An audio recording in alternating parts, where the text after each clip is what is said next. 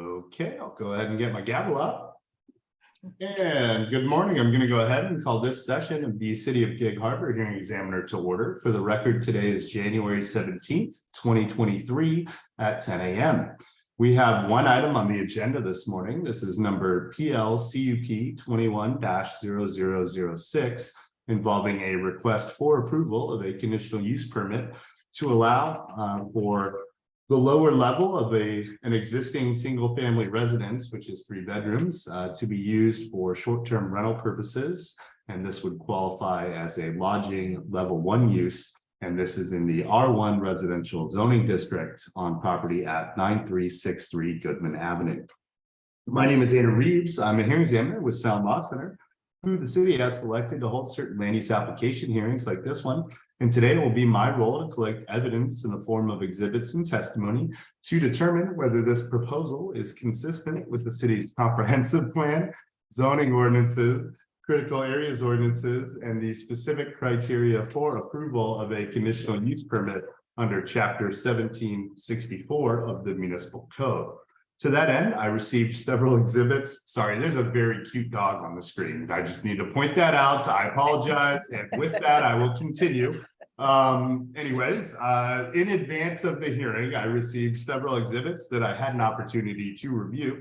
These include the application materials themselves, including a statement of justification that was prepared by the applicant, information on the notice that went out in relation to the application, as well as today's hearing, more specific site level details related to the proposal, some property tax and assessor information, site plans, and then I believe there were a couple comments that were received, one from multiple parties and one from a specific party. And so ultimately, these were exhibits A through I as labeled by city staff, and it is my intent to include these in the record. I also reviewed a staff report prepared by staff, and I do intend to include that in the record, but I figure we'll just wait to see if anything else comes in, and we'll make that the final exhibit. And then if there are any additional exhibits folks would like admitted into the record, let me know when it's your opportunity to testify, and I will go ahead and address admitting additional exhibits at that time. All testimony today will be under oath or affirmation. That's because were my decision to be appealed under our state's Land Use Petition Act, or LUPA, the recording of today's hearing, as well as the admitted exhibits, and my decision would serve as the foundation for any such appeal. Finally, the order that we typically follow, and I believe we're going to follow today, is first I will swear in city staff, who will give an overview of the proposal and discuss any unique aspects and recommendations that staff may have. And then after we hear from staff, we'll turn to the applicant or applicant representative, and that will be their opportunity to provide any additional information they feel that myself or other members of the public should be aware of in advance of my making a decision. Then we will see if there are members of the public interested in testifying, and my understanding is that we do have a couple folks potentially interested in doing so that are currently watching as attendees. And so when we get to that point in the hearing, I will call on you essentially to see if you are interested in testifying. For those that are, signed on their computer, when we get to that point in the hearing, you can attempt to use the raise hand feature. I believe it might be enabled, but for those that are call-in users, I think it'll be *6 when we allow you to testify. We'll move you over to the panelist side, I believe, so that you're able to do so. Not required, but certainly we'll have that opportunity. And then at the end, after we've heard from everyone, we'll go back to city staff and the applicant to respond to any such testimony. So with that, I think we can go ahead and get started, and we'll go ahead and get, I believe it's Jeremy Hammer that is presenting today. Is that right? Yes. Okay, if you could raise your hand, do you swear or affirm to tell the truth in the testimony you give here today? I do. Thank you. And if you could just state and clearly spell your name for the recording and explain your role here at the city. Yeah, Jeremy Hammer, Associate Planner at City of Gig Harbor. That's JEREMY HAMMAR. Mr. Hammer, just real quick, Sure. for other folks that are here on the webinar side, can someone verify that you can hear him okay? It's a little echoey. I just want to make sure. Yeah. Is it okay? Okay, so just try to be a little loud like I always am. probably me all the way across town in Tacoma that's making all the noise, but I'll try to be quiet, and sorry to interrupt. I just want to make sure everyone can hear from the outset. So with that, Mr. Hammer, please go right ahead. All right, thank you. Good morning, everyone. Well, we're here for the hearing examiner's decision on the Bailey Medlicott vacation rental conditional use permit, which is encompassed in PLCUP 21-0006. The proposed lodging level 1 would operate at 9363 Goodman Avenue, owned and operated by Margaret Medlicott. The proposed use would operate out of the lower level of an existing single-family residence constructed in 2000. A floor plan of the lower level has been included as Exhibit G to this staff report. The use is regarded in the Gig Harbor Municipal Code as a lodging level 1 use. Lodging level 1 may be conditionally permitted in the R1 zoning district, which the site is located. The applicant has prepared a conditional use permit justification letter in support of the request, which is included as attachment B to the staff report. The 0.28 acre site is located within the R1 single family zoning district and residential low land use designation, and is surrounded on all sides by the same. The site has a slight grade that slopes from the west down towards the east, which increases to approximately 30% at the rear portion of the lot. Access to the site will be provided from Goodman Avenue. The scope of the application is exempt from SEPA.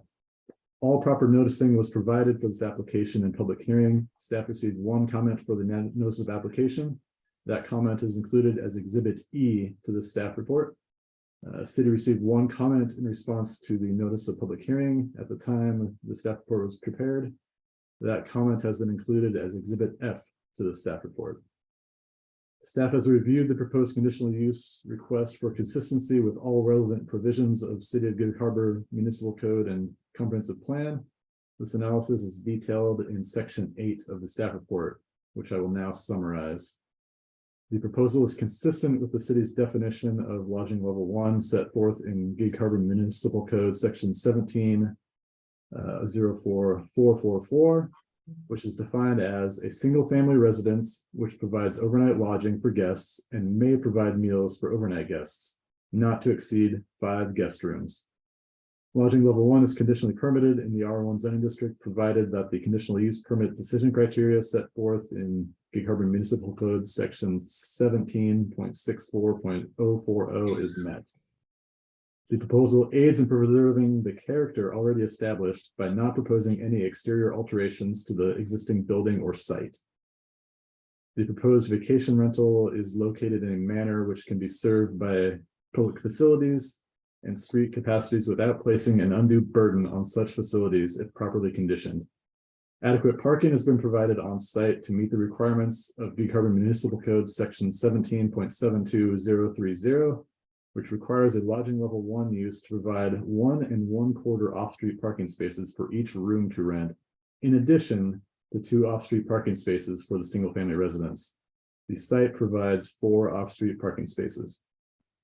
Considering this analysis, staff recommends the hearing examiner conditionally approve the proposed conditional use permit for the Bailey Medlicott vacation rental. Should the examiner decide to approve the CUP, staff recommends the imposition of the conditions outlined in Section 10 of the staff report. This concludes my brief of the project. I am happy to answer any questions. Great, thank you, Mr. Hammer. So you. just to be clear, I believe we were at I as the number of exhibits that had been provided to me in advance of the hearing. Is that right? That is correct. And no additional comments or public comments, written comments have come in. No additional comments or exhibits. Okay, and so with that, I had intended on making then your staff report Exhibit J as in join us at our hearing today. Would that work for you? That will work. Okay. And then just on a little bit, tiny bit more background, I note that the public comments, there were 2, but one that was provided by a group of residents referenced a recent moratorium on short-term rental. Do you have any background information just to help my understanding of kind of where things are at? Yeah, absolutely. So the ordinance that effectively established that moratorium went into effect September 27th, 2021. And that was placing a moratorium on all applications for lodging level 1 uses as the city reworks their short-term rental regulations. So this application came in on September 24th and was deemed complete on the 27th of the same month. Sorry, walk me through, sorry. Sorry. The dates, I guess maybe I got backward, but could you just, when the moratorium, did it begin right then or it ended right then? Sorry. The moratorium began on September 27th. Okay, And so this application came in prior to that on the 24th of September and then was deemed complete on the 27th. got it. So the application was received and deemed complete prior to the moratorium. And was that, do you have to, if you don't know the exact details, but was it that the moratorium was approved on September 27, or was it that it passed from the council? It passed. Council chose to adopt the ordinance Okay. that established that. Okay, and so essentially this would, I guess vest is a strange word in those circumstances, but essentially this came in prior to that, such that the moratorium has no retroactive effect. That's correct. Okay. And then I guess just to further clarify things, you had pointed out that the idea or point of the moratorium on some level was to allow time for the city to consider what it wants to do in the future. And have we done that already, or is that still a process that is ongoing? That is still ongoing. Okay. So the moratorium has been extended twice at this point and currently runs until March 12th, I believe. Okay, so theoretically, council, with the assistance of planning staff and input from the public, et cetera, is still working through alterations to the code or not. But this is quite well, might be the last one that came in prior to the moratorium going in effect. Is that about right? Yeah. Okay, and then I guess also in that same letter, I think it was conveyed, or maybe I'm imposing thoughts from other similar situations, but sometimes with things like short-term rentals, there's concerns about, what happens if unruly crowd, the unsavory types, as it were, college kids, for instance, are making noise, causing problems. Are there any, what would be the remedy to the extent that, would it be through code enforcement, through potentially revocation of the conditional use permit if there were enough problems? Could you just touch on those matters? Yeah, so any issues related to noise or noise, would be covered by the city's noise ordinance. Would be referred to the city code compliance. Oh, okay. So essentially, city has code enforcement officers, that would deal with it, and I don't know the process off the top of my head. It's different everywhere, but theoretically, am I correct in thinking if it was enough of a problem that there could potentially be a process to sort of have this use stop? I'm not predicting this. I'm just, trying to make sure everyone knows kind of where everything stands. Does that track at all? Yeah, if the complaints were related to the use not meeting the conditions or the proposed use, then that could be something that would be considered. Okay. So as long as they're operating within the what is ultimately approved and conditioned, it's going to be allowed on the site. Right, consistent with what is required in the zoning code and, the requirements that existed here for the conditional use permit, and then those conditions that have been recommended that if I adopt them and if I approve this, I have not made up my mind, but that would be the basic idea. Is that correct? Correct. Okay, just trying to make sure that I don't have any additional questions in my notes here. I did have one, I think maybe because it's just sort of a pro forma, recommendation. The first one references needing all business licenses, that I understand, but land use, that's now. But civil and building permits, my understanding was this is already built out, is that right? Or Correct. So I think that wouldn't necessarily apply. Okay. Um, It's sort of a generic language. Yeah, That's generic all. language. Just make, yeah, it's fine, better to be overly, just want to make sure everyone knows what permits are required. Sorry, just go through here. And then I guess the only problem I have with recommended condition 3 which is, the applicant shall operate consistent with the description and statement of justification included as exhibits A and B. It's both quite broad potentially, but also not specific to the extent that, does that mean like the number of days, the types of residents, etc.? Are there any specific details that one would like to have fleshed out and included more explicitly in the conditions? I guess my concern is I produce a decision and I don't verbatim Yeah. copy those exhibits, and then later someone's reading it. And it's going to be a little bit of a challenge to track down what was intended. Does that make sense, Mr. Hammer? Yeah, that makes sense. Yeah, I guess I'm just not sure what would necessarily need more clarification for that.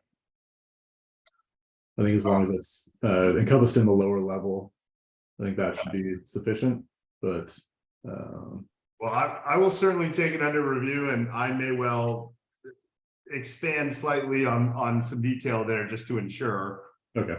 that some of the highlights are there were I to approve it, so that, again, the idea is that in the future, or even now, there's parties of record, people that are not attending this hearing that will get a copy of my decision, and if they read it as is, it might be a challenge for them to know what it is that had been approved Yeah, absolutely. to approve this.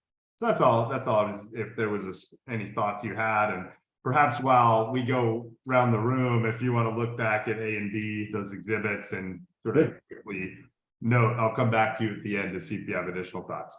Yeah, absolutely. Great. Did you have anything further you wanted to add before we move to the applicants? Nothing further from me. Okay, and I see that Margaret Medlicott is unmuted. Shall I start with you? Yes. Do okay. You're already unmuted, so I will swear you in. Okay. Do you swear or affirm to tell the truth in the testimony you give here today? Yes. And could you just state and clearly spell your name for the audio recording? Margaret Medlicott. Margaret. Last name is spelled Medlicott. Great, thank you for being here. So you are, well, I guess I'll let you explain. What is your relationship to this proposal? Okay, so my name is Margaret Medlicott. I'm the trustee of my late husband's and my estate or trust, Medlicott Trust. I live at 9363 Goodman Avenue in Gig Harbor. I filed an owner-occupied STR application in September of 2021 for this property. It's been a long 16 months. I am pleased we have reached this point in the process. I am a widow living in a 3-bedroom, 3-bath home. I rely on the income from my STR. Traffic for my STR is less than it would be if I had more family members living in my home. I have had no complaints about my guests. I don't allow parties. My home is an asset to the city of Gig Harbor. As an STR, it achieves both the city's goal to increase lodging taxes and increase tourism by providing a lovely place for guests to stay while in our city. My STR is close to downtown, walking, restaurants, shops, and boats.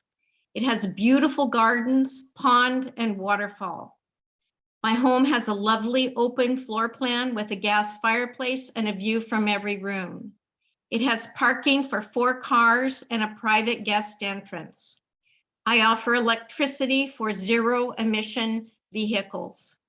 I have had awesome reviews.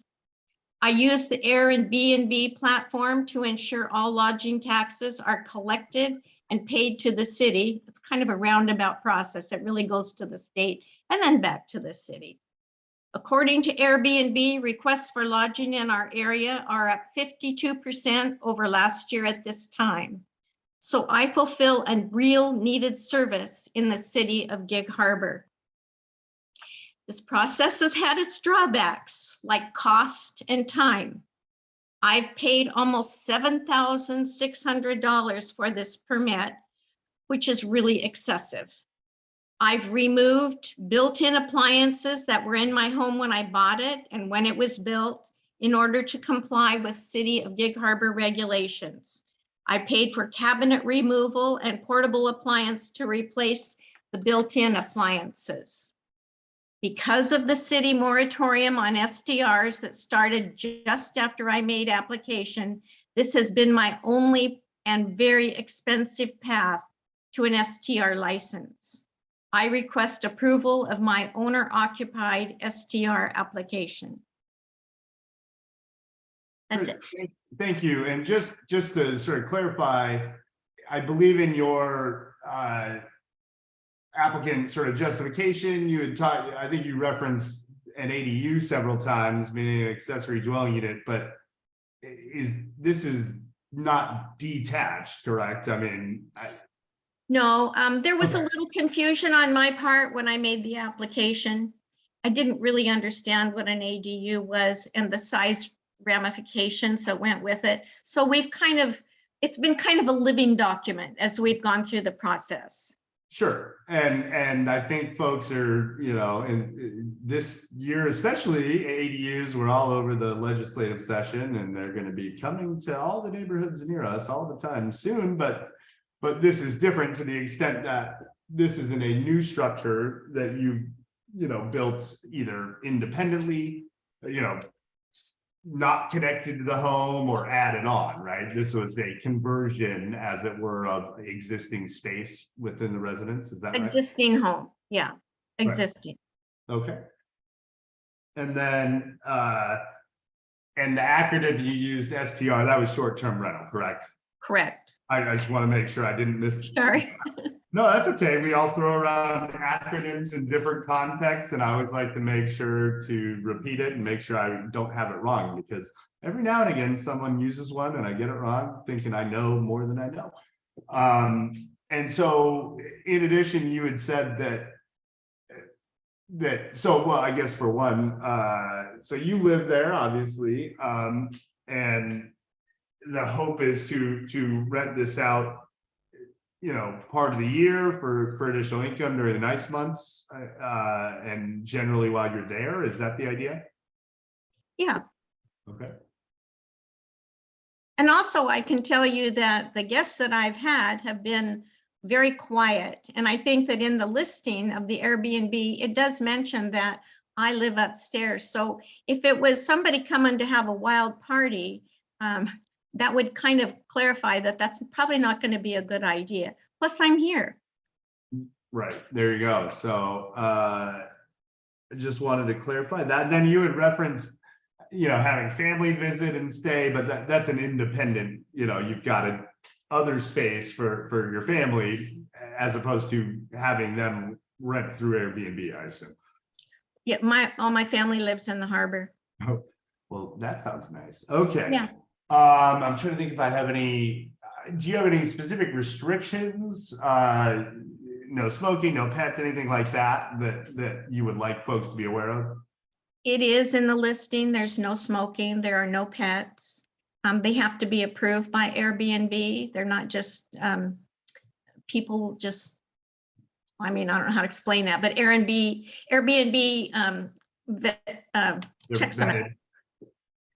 Right, they're vetted, so it's not, Craigslist in the 90s or something. The Right, platform, people have to have a profile, they have to be verified, etc. correct. And if they are ill-behaved, that will have detrimental impacts for them to be able to use Airbnb in the future, is my That's understanding. right. And they'll be out if there's problems, they'll be gone. But I've never had any problem with anyone. They've all been really upstanding guests. Let's see, trying to think. I don't believe I have any additional specific questions. Anything further you wanted to add or share, or respond to prior to us moving on? I don't. I might think of it later. I'll call you. I'm kidding. No, it's okay. Well, we'll go around and often you'll have an opportunity for a word at the end. And am I correct in my understanding that that you're not the only applicant? Well, when we filed the application originally, my wonderful daughter, Michelle Bailey, who's also on the panel here, she's the one that had the dog with her. She helped me with it. So Sure. that's why there were two original names, but the actual application is in my name, my trust. I mean, Okay. the final product. Sure. I guess what I was going to ask is, Michelle Bailey, the daughter, would you have any interest in testifying before we see if members of the public would like to do so?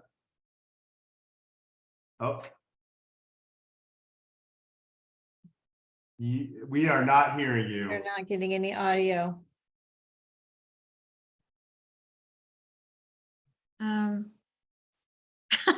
She's trying. Is that a no, I don't want to, or I'm trying to No. fix the audio? Well, you're signed in twice, so maybe if you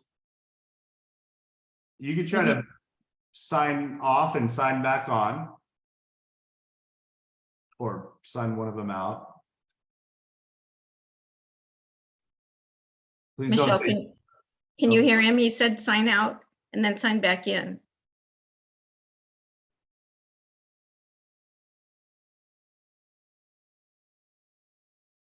And thank you for the patience of those that are on the attendee side. You certainly will have an opportunity.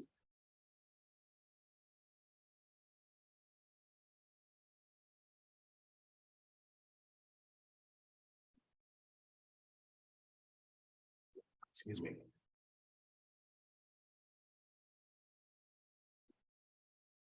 And I think they're on two devices, is potentially causing an issue, but Maybe a conflict. I don't believe I have the power to unmute them, so. Both unmuted. Yeah, both of their ones that they had up were unmuted, so not sure what was going on there. Okay, well, now we're down to no devices that they're on, so hopefully they'll be able to come back in. And we'll just give it a sec, so hopefully.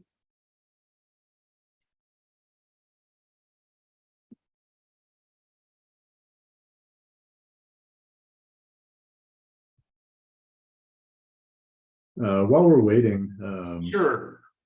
looking over the exhibits and the staff report.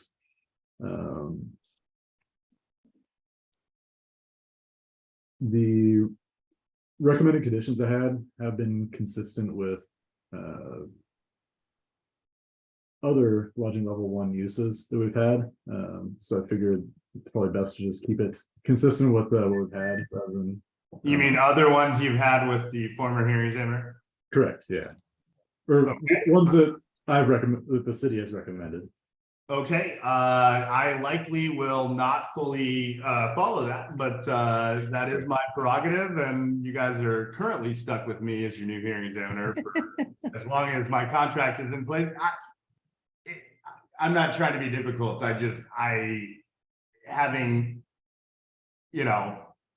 We have different styles, me and Mr. Casso, and I think that with the advent of technology and, the only way anyone would see a decision back in the past would be to have to go down to, records and they'd all be together, but now it's pretty easy to get them electronically, and I think there's a lot more involvement. And so I'd like to have more information readily available so that everyone is clear on what's going on. So.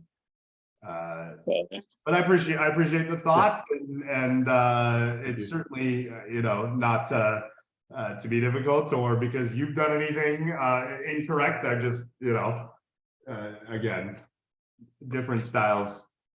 With that, Michelle Bailey, is your audio working? I don't know. Can you hear Yes. me? Yes. We can hear Oh. you. Second All time. right. Well, I just am here to support my wonderful mom. Hold on one sec. I'm gonna see if you could raise your right paw or your right hand, whichever one. Okay, do you swear or affirm to tell the truth in the testimony you give here today? Always. And could you just state and spell your name before you tell us what you're doing here today? Michelle Bailey, Michelle, Bailey, Bailey. Great, thank you for being here. And you can put your hand down. So I'm just here to support my wonderful mom. She Okay. has a little cottage industry that's filling a need for Gig Harbor, and she's fabulous. And I think that she's a role model for people who run short-term rentals. Okay. Excuse me.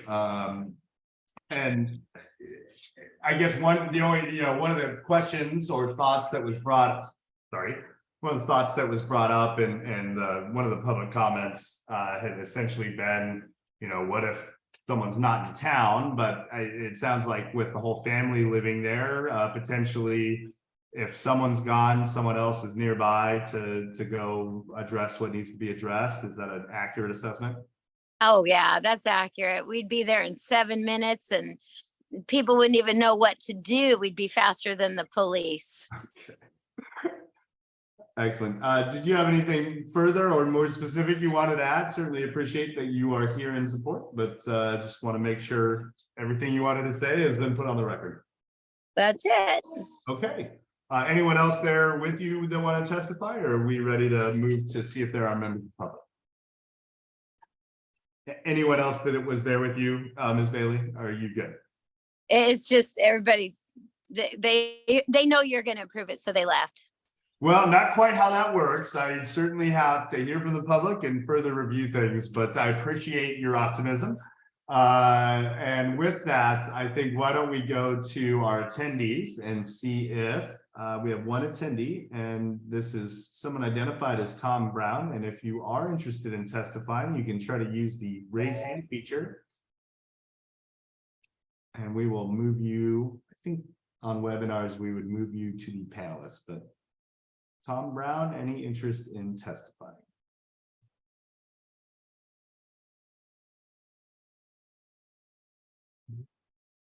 Does not look like it. We do not have a hand raised. Yeah, no hand, and I don't believe Tom Brown was one of the folks that had submitted a letter, if I recall correctly, so just, No. okay.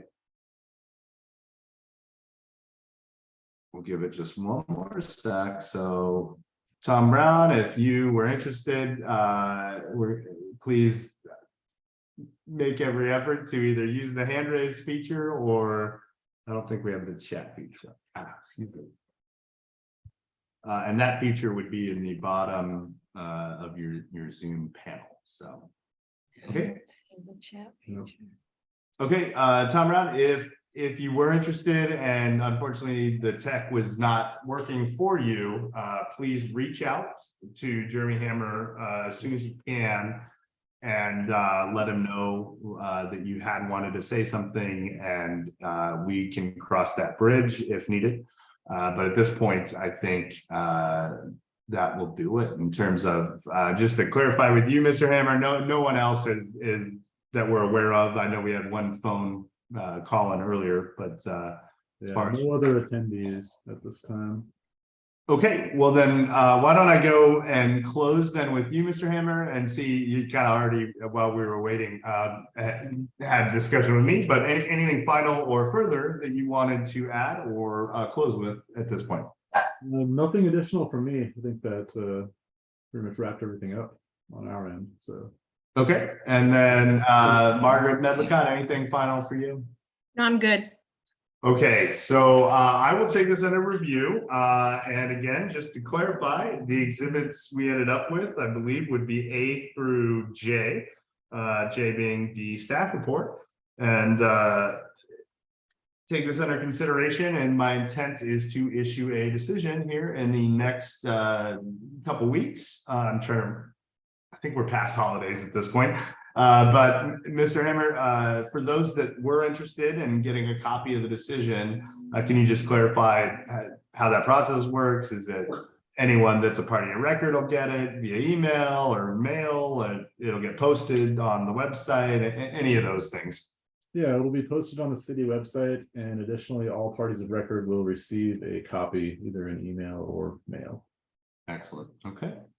Well, then I think with that, we can conclude our hearing. I thank everyone for your patience and your participation. I am hoping I will feel a lot better soon, but who knows? I'm hoping the 5th illness of the last 6 weeks is the last of my illnesses. I plan on seeing no small children anytime soon, but here in early 2023, I wish you all safety and good health, and you can expect a decision basically toward the end of the month. So thank you all. Have a lovely day. Thank you, you. Mr. Reeves. Hope you feel better soon. Thank you. Me too. Bye, everybody. Bye.